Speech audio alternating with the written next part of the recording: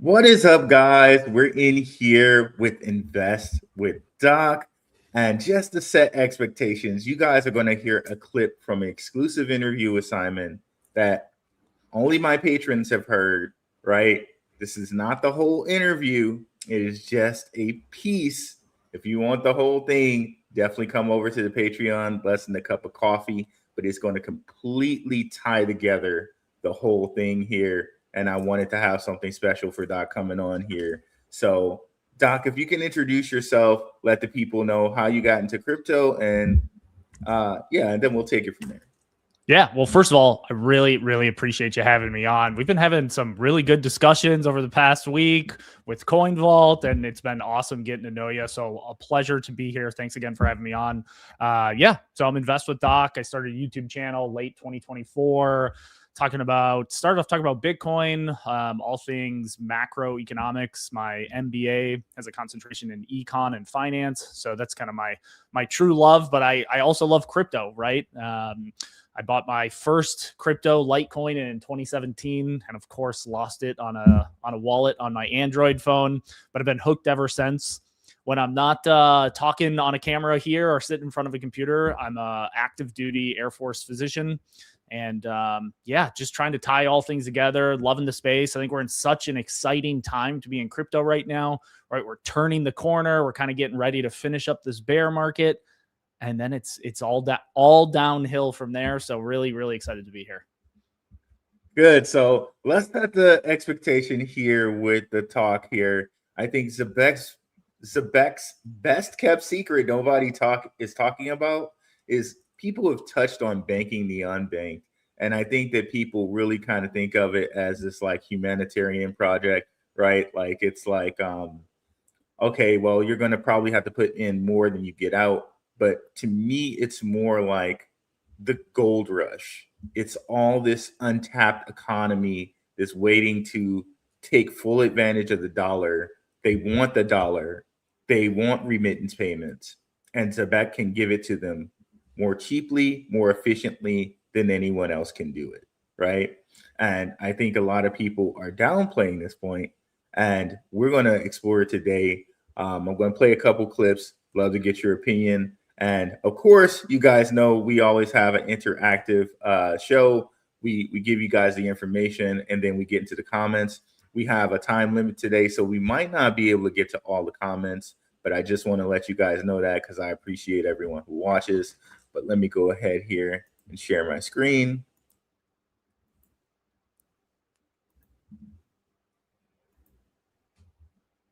So here we have the Durham-backed stablecoin DDSC launches on ADI chain, licensed by the Central Bank of the UAE. Okay. Now, the thing to understand here, guys, is that there's like a two-pronged attack coming here. There's not only ADI, there's not only Facet, but there's also World Liberty Financial, and there's ZEBEC. There's all of those companies converging here to bank the unbanked, to give remittance payments to these areas. Shout out to Maximus Crypto, my coin ball brother that you see in the chat there. We've talked about it. I've talked about it on my channel a few different times in a few different ways. You've heard from people like Circle's Jeremy Allaire, where he says, look, people don't necessarily want to use the currencies over there, like the real or whatever they use in Turkey. No, they want to use USDC. They want to use USD1. They want to use tokenized American dollars, right? But also this area in the Dubai area with the dirham, right? This is becoming a very central hub. You know, a lot of crypto bros are moving over to Dubai because, of course, they have tax breaks to move to Dubai, right?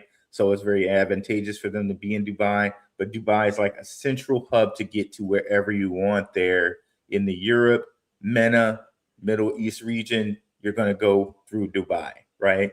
And we have someone from ADI saying just that right here. Let's play that for you guys. Tell me more about the vision of the ADI Foundation and what exactly does building a stablecoin ecosystem look like in practice? Absolutely. So in simple terms, We want to build the largest non-USD stablecoins and to build non-USD stablecoin flows as well. Today, if you look at stablecoin industry, they're predominantly dollar stablecoins, but you are living in a country which has a currency pegged to dollar, but is a hub of remittances, is a hub of world trade flows. Everybody flies through Dubai or Abu Dhabi, wherever they want to go. Why not dirham, the base for doing all this trade and cross-border transactions? I think our aim is to build the economy built around digital dirham and many more other stablecoins. Tell me more about the vision of the ADI Foundation and what exactly does building a stablecoin ecosystem look like in practice? Absolutely. So, in simple terms, we want to build the largest non-USD stablecoins and to build non-USD stablecoin flows as well. Today, if you look at stablecoin industry, they're predominantly dollar stablecoins, but you are living in a country which has a currency pegged to dollar, but is a hub of remittances, is a hub of world trade flows. Everybody flies through Dubai or Abu Dhabi, wherever they want to go. Why not dirham, the base for doing all this trade and cross-border transactions? I think our aim is to build the economy built around digital dirham and many more other stablecoins. Tell me more about the vision of the ADI Foundation. So there it is, right? One of the things he mentioned was remittance payments. Like, why not the dirham? Everybody's going through here for travel. Why not have it be the digital dirham, right?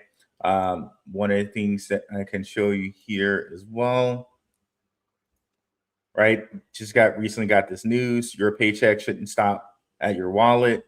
The first cash out experience is now live on Stellar Enterprise Payroll, connecting on-chain pay with convenient access in 50 local currencies. Full details will be revealed next week. So you have the MoneyGram. Now that would enable them, if they want to, with Super App, they can use the dirham, they can use US dollar, they could use it, either one of those things. So before we bring the World Liberty financial piece into this conversation, Doc, any thoughts on what you've heard so far? Yeah, I think a lot of people, to echo what you said, a lot of people sleep on this unbanked narrative, right? So the global population, give or take, we're around 8 billion people. Approximately 20%, I just ran this through Claude, Grok, and Gemini. So roughly a fifth of everyone on this world is unbanked.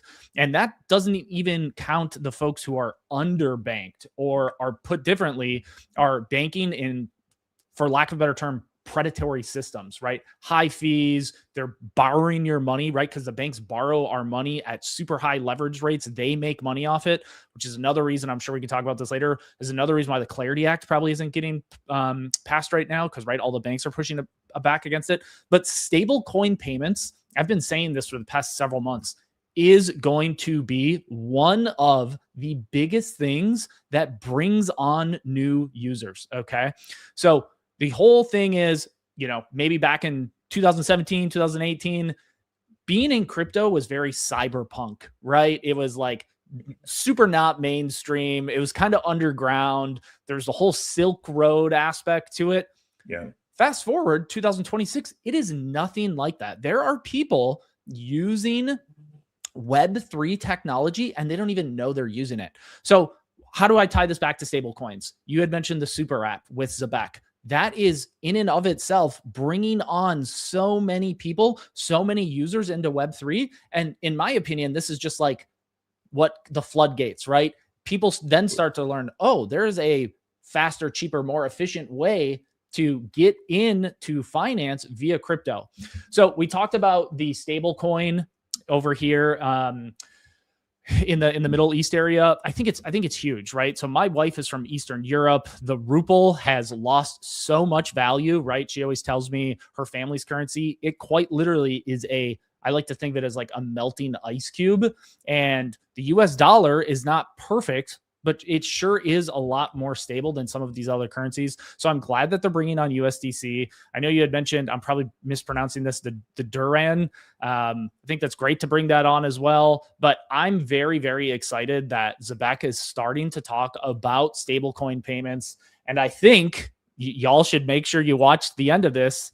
I think Rue's going to share this exclusive video, which is really, really exciting to kind of talking about the stablecoin narrative. Yes, yes, indeed. Love it, Doc. My man. Love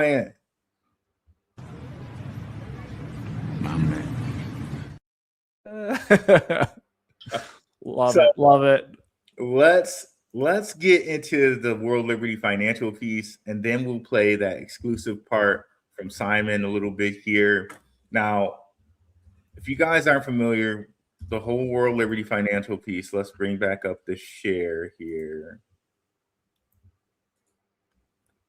So they're already using the super app and things in this area of the world, which is the MENA region, the Dubai region. They're using it with World Liberty Financial already. There's this framework that they have called VARA, in which they've already had clarity in that area, right? So we look at this a little bit. Payroll meets USD1. And again, you're going to hear from Simon, and Simon's going to sum it all up. Stream, earned, pay in real time, run bulk transfers in one click, set token vesting schedules, access employer and employee dashboards, onboard team members via email with walletless onboarding coming soon. Some features are still in testing and will be rolled out progressively as USD1 support and use scales across the super app. So all of this is what you're going to hear from Simon a little bit later here. But I just want to remind you here that this area of the world has been like linked up with Trump, and you may think, okay, well, we're warring with Iran, but these people are not a megalith, right? There are people in the Dubai that have nothing to do with the war that are helping and working together to build a crypto infrastructure for that area of the world, right? So don't lump all the people over there together. They're not a monolith. So UAE fund buys 100 million of Trump's World Liberty tokens. You can see here, and later in the article, they go on to say that World Liberty Financial is going to help them get that area more crypto ready. Okay, and you can see here as well, World Liberty Financial aims to open access to financial services via its digital tokens without intermediaries such as banks. How could they do that with a company like ZEBEC, right? It has launched a stablecoin called USD1 that was bolstered in May when an Abu Dhabi investment firm, and the investment firm is called MGX. They don't mention it here, but that's what it's called. Chose it for a $2 billion investment in crypto giant exchange Binance. And this is coming from Reuters. We've talked about this information before, right, on the channel. But here it is. We're going to hear from Simon, and Simon's going to connect all this up. Again, the full interview is in the Patreon, and we might have one more clip after this. But again, I'm going to play it here, and I only took the audio to be respectful to the patrons. And again, it's an entire interview on the Patreon. But let's play it now. In the UAE type of area with VARA. Exactly. So are you guys able to, like, is the super app being used right now in those countries that use that? It is. So with World Liberty Financial, they came to us with really the goal of growing USD1 adoption. So many ecosystems come to ZEBEC with the goal of growing their stablecoins, because right now we're literally in a battle for the stablecoins, right? Yep. The beauty is that we can work with all of them. Obviously, World Liberty is a great team. USD1 is a solid stablecoin. It runs on Solana, so we did integrate that, and it is now being used in the super app. But since you mentioned the UAE, we're also working with ADI, and I think we had them on a Spaces earlier this year. It was Facet and ADI. So we're still, making moves in the UAE. We're waiting for that UAE stablecoin to get to a certain level of adoption, and we'll probably be integrating that into the super app too for the dirham. All right, awesome. Huge. from the interview. That's so huge. Again, Simon mentioned people come to ZEBEC to get revenue in their stablecoin. They're helping World Liberty Financial with that, and they are going to, when it's proper, onboard possibly the Durham stablecoin. They're working with ADI. He said that they had ADI on the spaces. I've shown you guys that before as well. I can bring it back up if you guys want to see it, but this is very huge. And again, I think it's like people are looking at banking the unbanked as this like charity case thing, but it's not to me. To me, it's more like this is a whole untapped area where when you bring in things like ISO 20022 and Ripple and Stellar Technology, they drastically lower fees when it comes to things like remittance payments and things like payroll. So it's going to benefit employers that want to help out in that area, right? That want to, use workers in that area, move money in that area. ZEBEC and the super app is going to be a great benefit for them. Any comments on that, Doc? And we can play this again too for people to hear again, because I know that was kind of quick. I have lots of comments, tons of comments. I think one of the things that Reuters article mentioned that you had talked about was removing this middleman, right? Okay. And in a lot of ways, that leans into the entire crypto ethos, right?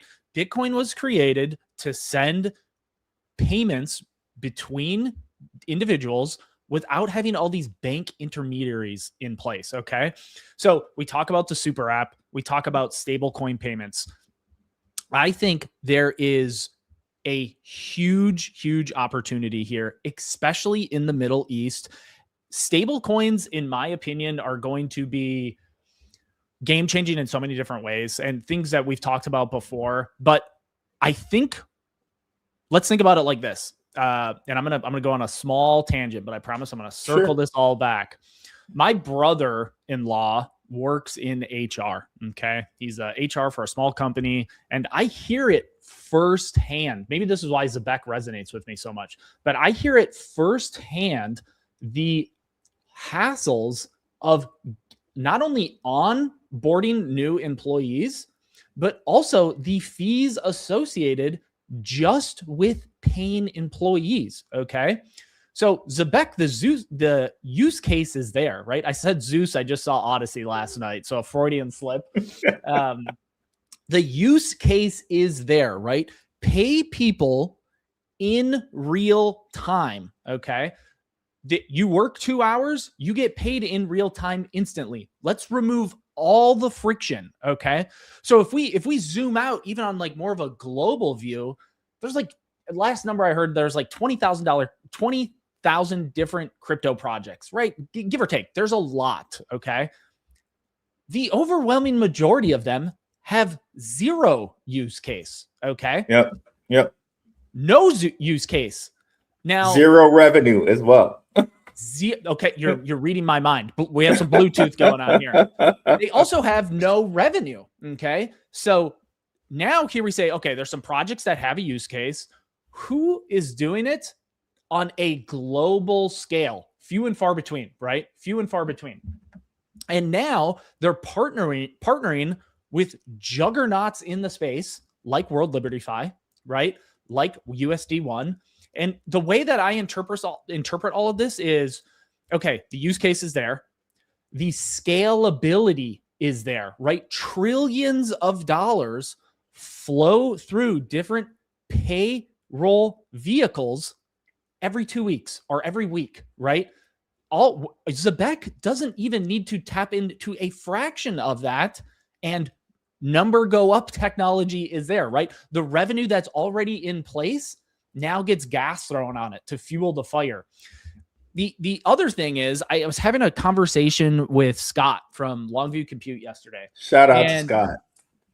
Great guy. Really love him. I've actually, not to sound, all sappy or anything. It's been awesome meeting you guys and just doing collabs. This is like one of my favorite parts about crypto is come in, learning people, getting other people's takes. It's been awesome.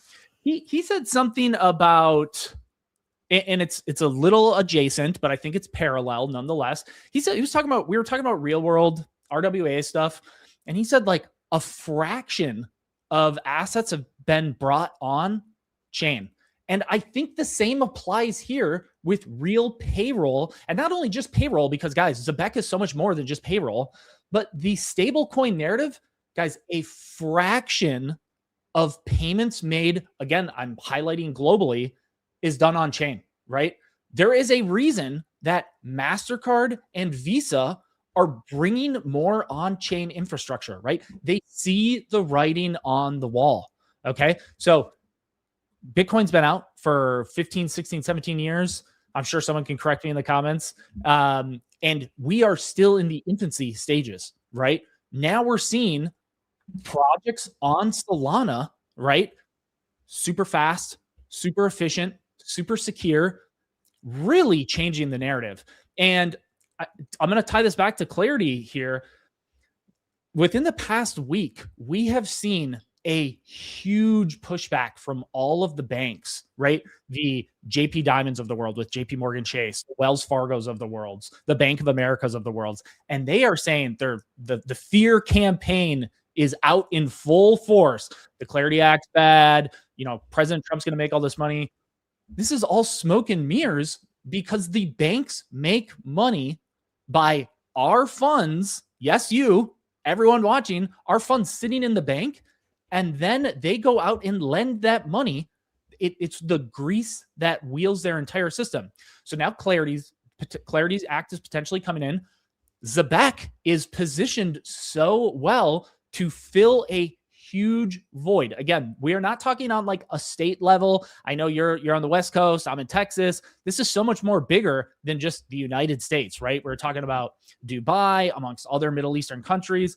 And the other thing is, and I'm going on a little bit of a tangent here, I would be willing to bet there are, and I have no inside knowledge, this is just my own non-financial opinion, I would be willing to bet there are countries, government agencies, private entities that are working on bringing their payments on chain as we speak, right? For all the reasons that we just talked about: cheaper, faster, more efficient, more secure. And what better place for ZEBEC to be in to really, really take advantage of that narrative? So I definitely wandered a little bit on your conversation, but I think the use case is there. I think what they're building out, the foundation is there. And it's one of the reasons that I talk about ZEBEC on my channel like at least once a week, because it's so easy to talk about projects that you like really, truly believe in, right? The use case is there. I'm really excited to see where ZEBEC goes, not only the rest of 2026, but 2027, 2028, 2029.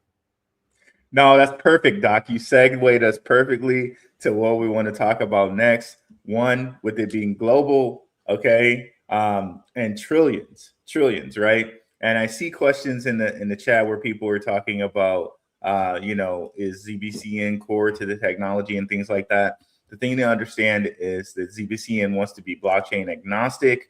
And let me bring the share back up here. And what's going to happen is, no matter what stable coin you use, because remember, Simon just said he can use all of them, right? Institutional clients and employers using ZEBEC's payroll platform are required to pay for services and product fees in ZBCN. So employers may hold ZBCN directly to cover fees, which is fine. But since we know they can use all stable coins, the second clause is actually more important, which is using stablecoin balances, which are automatically converted into ZBCN at the time fees are assessed. So fees is the name of the game. No matter what stablecoin you use, the Durham-backed one, the USD1, USDC, whatever, it's automatically, at the time fees are assessed, going to be converted into ZBCN, okay? So that is bringing stablecoin value into the token. Hands down, no questions, right? And this is from their updated tokenomics, January 2026. Now, to segue to that, we just talked about ADI, right? And ADI is teaming with M-Pesa, right? M-Pesa is the biggest it's the biggest neobank. Okay, we're gonna read this and we're gonna play a clip. Okay, and then we're gonna come back to the doc here. So Kenya's mobile money platform M-Pesa is exploring blockchain integration in its initiative backed by the UAE's royal family. The ADI Foundation is an Abu Dhabi-based organization behind development of ADI Chain, a blockchain network targeting institutions such as governments and sovereign entities. What did Doc say earlier, right? You wouldn't be surprised. Well, here it is, right? And of course, when you're ran by the royal family of Abu Dhabi, we'll get back to that. Let's continue though. The foundation is founded by Sirius International Holding, the digital arm of IHC, which is one of the UAE's largest conglomerates, chaired by the president's brother and the majority owned by Abu Dhabi royal family. ICH has over 500 billion in assets under management. Now, due to certain requirements in that area, like religious requirements, this UAE Abu Dhabi royal family backed chain, governments that have those same requirements are going to want to work with the ADI chain, if that makes sense, right? So when they say that they're targeting institutions such as governments and sovereign entities, they mean that whole MENA region, like going all the way out to countries like Malaysia, which we know Malaysia is a certain type of country that might have those religious requirements, to maybe even China, because ADI has a ADI China Twitter page. But now this M-Pesa, right? This M-Pesa, they could use, okay, I think the Pesa is the Kenyan form of money, which is pretty funny because it's really close to like peso, which is the Mexican one. But anyway, ADI is going to help them with this. So you can see that there maybe needs to be some translation there. Pesa to dirham, dirham to dollar, dollar to pesa. But that's all things that ZEBEC can do, right? But again, let me let you guys know that M-Pesa is the biggest neobank in the world, right? And we're going to play this clip here. Got it ready to go. 2 minutes, let's go. Kenya is in the midst of a handheld revolution. The mobile phone is people's first interaction with technology in a meaningful way, and sometimes their only way. Everybody has prepaid phone lines, and data here is very affordable. You can buy a megabyte for about $0.01. Easy access to phone lines and cheap data means the majority of Kenya's population can now connect to the internet. Most Kenyan, about 90%, regularly access internet through the mobile phone. That means the solutions coming from here are going to be based on a small screen model. Safaricom is Kenya's largest cell phone service. They seized a once-in-a-lifetime opportunity, releasing a product called M-Pesa. It's the leading mobile money payment system in the world, and 60% of the user base doesn't have a bank account. It enables a mobile phone to work like a debit card. During a transaction, money is deducted from a prepaid account connected to a user's phone. M-Pesa wasn't needed in the West because everybody already had credit cards and bank accounts. So basically what Safaricom has created is another bank.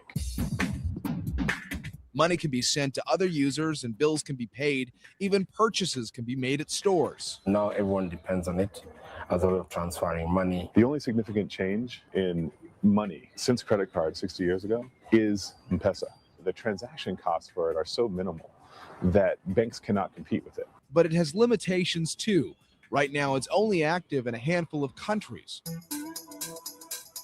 High-tech competitors like Google are trying to replicate M-Pesa's success on a larger scale. Google would like to be able to do their payment card system in a lot of countries across the developing world. Google is currently testing Beba, a cashless payment system, on Nairobi's city buses. Many other societies across the world will eventually adopt mobile money transfer systems similar to M-Pesa. So what did we hear, guys? What did we hear? We heard here, let me share a different screen here. We heard that Google is exploring with Beba something similar to M-Pesa, right? And who has ZEBEC been talking with? Google, right? Here's Julian Matkins, which they brought on as Spaces, Gen AI for YouTube, Tech Advisor, Google for startups, accelerator, mentor, my views, 10 plus years in fintech, right? Beba, and Gen AI for Google. So I'm not saying because we don't have a complete and total confirmation that ZEBEC is working with that, but we know Google is working on that and that they've had talks with ZEBEC. So it's not too much of a stretch to reach there, right? So really, really interesting there. And again, they said M-Pesa is the biggest mobile bank in the world. Banks can't compete with that because they do it at a cost that's like just really, really, really low. And this is what ZEBEC is offering with Super App, right? So again, I think people are looking at banking non-bank as a humanitarian thing, but no, it's a whole gold rush thing, a whole untapped market that people were waiting to tap into, but the tech didn't exist yet, but it does now, right? So let's bring you back here, Doc, and get your comments on that, and we'll play the Simon clip one more time after this. Yeah, so lots of thoughts actually. I'm watching that video. I'm reminded I was in Japan about a year ago, and that was my first kind of real global travel. I've been to like Mexico a few times, in Canada, but going to Japan was a real, I don't want to say wake up call, but like life is a lot different in Japan than it is in the US, right? Things that we take for granted here are totally different, and vice versa. And one of the biggest things that I remember is like having to download this app and like load money on it and use this app to pay for a lot of different services, transportation, getting a 5G Wi-Fi thing so we could use our phones, getting stuff out of vending machines. So that was kind of my first thought, like kind of exposure to this. There is a real use case for this. And I know the majority of my viewers are from the US. I mean, I have viewers sprinkled everywhere, but there is life outside of the US, right? There are other ecosystems in the world. So that's kind of one thing that I wanted to comment on. The other thing that I wanted to comment on was that, and I'm echoing, I'm really, really just trying to hammer it down, that article that you said, companies and governments who use the ZEBEC ecosystem, they will pay for transactions with ZBCN, right? With the ZEBEC token. So again, I'm going to reference this conversation that I had with Scott yesterday, and he really hammered kind of just from a global thought process that how does the ecosystem bring value back to the token? Okay, right? Exactly. We can have all these different. Okay, sorry, little technical difficulties here. My bad. We can have all of these different projects with kind of all this pseudo, hey, we're going to do this with the token. This is real, right? They're front and center with it. You will pay all fees, although they are minimal, with the ZEBEC token. So I think that's another thing that's really, really big. The other thing that I love about ZEBEC, and I'm gonna preface to all your viewers, I'm gonna put on my foil hat, my tinfoil hat here for just a couple seconds, right? Right now, there's a handful of large banks that run the majority of finance. We talked about them so far, right? The JP Morgans, the Bank of Americas, the Wells Fargos. We saw a couple years ago how Canada, and I don't want to get political here, but Canada froze the assets of some individuals because their beliefs were not in alignment with the overall governments, right? Okay. Mm-hmm. Who's to say JP Morgan can't do that, right? Wells Fargo can't do that. Hey, you're doing something or saying something that is against our narrative or agenda, we're going to freeze your assets, right? This in some ways happened to Kanye, right? They like pulled a bunch of his money out. It did. Right? So I'm glad that ZEBEC is working with these juggernauts, right? The breadcrumbs for Google are most definitely there. But I love at the same time that they're independent of all these things, right? They are not controlled by any of these things either, right? And I would like to think at our core, like our true core, a lot of us are in crypto in some shape, way, or form, directly or indirectly, to combat some of this censorship, right? To have the freedom to do what we want to. I'm not saying breaking laws or anything like that, but like make choices that we want to make.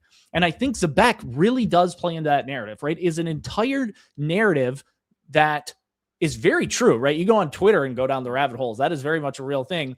But right, the payroll narrative's there, the stablecoin narrative's there, but this privacy and self-sovereignty layer is still there while also being able to work in tandem with these large companies. Because I can't think of something more self-sovereign than being able to be paid in real time. Oh, hey, I was at the hospital. I worked 3 hours this morning. I don't have to wait 2 weeks to get my money. It's there in my wallet immediately, right? So I think if I had to summarize kind of all of my thoughts on a lot of the things that we just went over there, is ZEBEC is lowering friction, right, for folks to use technology that is more efficient, more transparent, more secure, and also giving back the privacy to the end user, which we are quite literally seeing right now trying to be taken away from us with the Clarity Act and some of these big banks trying to lean in on politicians. I could talk about this nonstop for a while. I don't want to go too far down the rabbit hole. I don't want to be too tinfoil hat, but I think the privacy narrative and the self-sovereignty narrative is underrated. Yeah, I love it, Doc. Let's give you the leaving with something. You're leaving with something. Yeah. I see a big tray. I'm leaving here with something. You know what I mean? I'm from around the way. I'm leaving with something. I love the Denzel references. I'm all for it. Well, we have here, so again, we've made connections with World Liberty Financial and ADI, but let's show you who ADI has signed some MOUs with, right? Some of the biggest companies in the world. There's BlackRock, there's MasterCard, which we know that ZEBEC's cards, their cards that, you know, their swipe cards are built on MasterCard. And then Franklin Templeton, which we know Stellar has worked with for years. And we saw that ZEBEC is indeed partnered with Stellar. So it's very interesting that these three signed MOUs here with ADI, right? And if we were to go deeper, we'll probably do this on a different show here. But of course, X402 and the X402 Foundation, a lot of the companies that we were talking about today are what come up with this. As my internet is spazzing, or their webpage is spazzing. But you can see here the stripes, the visas, the circles, the Solana foundations, which is coming up, Google. So all of this will be automated, right? That'll be another conversation that we can have about that, Doc, because it was very interesting that you mentioned I think it was your brother-in-law who's already working in HR right now. Maybe he's already seeing some of this automation come, you know, in his area, right? So this is the whole gamut, and I just want to play that Simon interview one more time for you guys. Again, the full interview with actually seeing Simon is available on my Patreon. The patrons have seen this first. This is from XRP Las Vegas. Let's play it again right now. In the UAE type of area with Vara. Exactly. So are you guys able to, like, is the super app being used right now in those countries that use that? It is. So with World Liberty Financial, they came to us with really the goal of growing USD1 adoption. So many ecosystems come to ZEBEC with the goal of growing their stablecoins, because right now we're literally in a battle for the stablecoins, right? The beauty is that we can work with all of them. Obviously, World Liberty is a great team. USD1 is a solid stablecoin. It runs on Solana. So we did integrate that, and it is now being used in the super app. But since you mentioned the UAE, we're also working with ADI, and I think we had them on a Spaces earlier this year. It was Facet and ADI. So we're still, making moves in the UAE. We're waiting for that UAE stablecoin to get to a certain level of adoption, and we'll probably be integrating that into the super app too for the dirham. All right, awesome.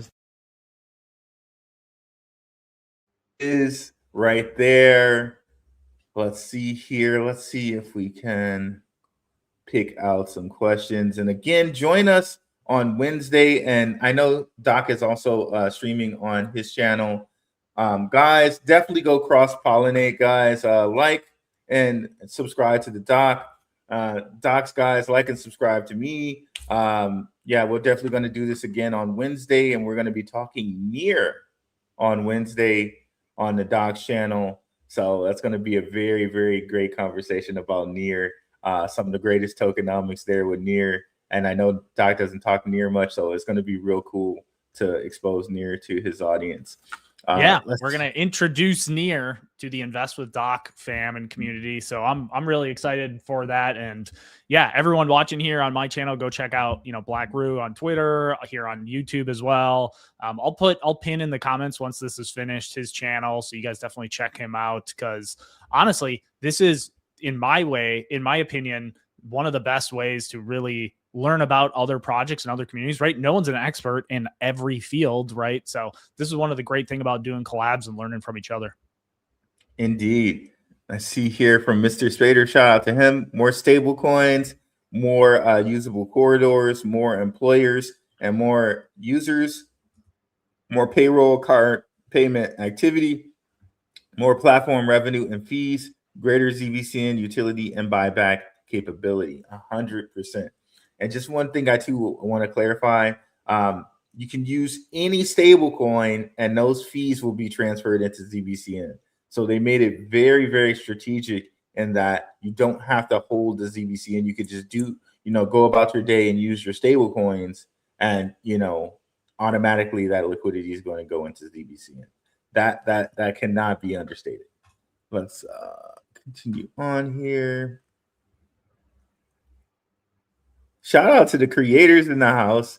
Shout out to our guy, Crypto Crossroads Show, Rue Crew. Shout out. I saw Moonfeather in here too. Shout out to Throbbing Lantern, another creator in the house. What's up, Throbbing Lantern? Shout out to Jetpack. Definitely follow Jetpack on X, guys. I consider him a creator too. Maybe you need to get the YouTube going, Jetpack, if you want to too, brother. But shout out to Jetpack. Let's see here. Shout out to Moonfeather Rising. We just did a show on the 100-year cycle on my channel. Definitely check that out. And again, if you kind of break down the 100-year cycle, I think it was Louise McWhirter. She did it into 18.6-year cycles. So half of 18 is 9, half of 9 is 4.5. So it kind of lines up a little bit with Bitcoin if you take it in sub-cycles of what she was saying, right? So it's kind of interesting when you think about it that way. Let's see here. What's up, Rob B? Been a while, brother. Appreciate you for coming through. Let's see here. Also saw Max earlier. And again, I appreciate all the super chats, guys. We're going to get to those as well here. Let's go, Doc, Rue, and hi, everyone. Appreciate you, Max. Hey, what's up, Max? The Coin Vault crew. Let's see here. I'm going to get a quick shout out or two on mine too, on my live stream. I want to say what's up to Daniel. He's in our Discord, always dropping some really good info. But also I see Frank in the chat here. He's a new member of our Discord. So definitely got to give a shout out to them for tuning in live. Yep. Yes, indeed. And thank you guys for the super chat. Freddy Cat with the high five. I think also Freddy Cat wanted me to turn up the clip, which I did eventually. Yep, turn it up. Let's see here. Phantom Beat, longtime watcher. Appreciate you, brother. Jamming.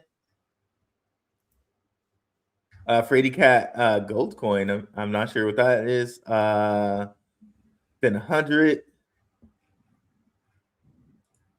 again here. Here one from Christopher Offit. If clarity passes, not so sure the White House will turn regulation over to the states, especially the liberal ones, if Trump does agree to it, that it will pass. Okay, that's a pretty good comment. Let's see.